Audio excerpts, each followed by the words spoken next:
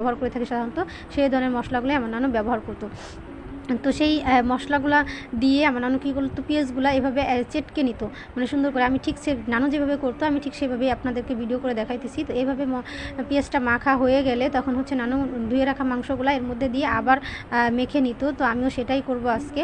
তো এরপরে যখন মাংসটা আপনার হচ্ছে ভালো করে মাখা হয়ে যাবে, তখন হচ্ছে আমার নানু যাতে মাংসটা দ্রুত সেদ্ধ হয়ে যায় তার জন্য হচ্ছে লেবুর রস অথবা হচ্ছে ভিনেগার, যদি আপনাদের ভিনেগার না থাকে আপনারা লেবুর রসটা ব্যবহার করতে পারেন।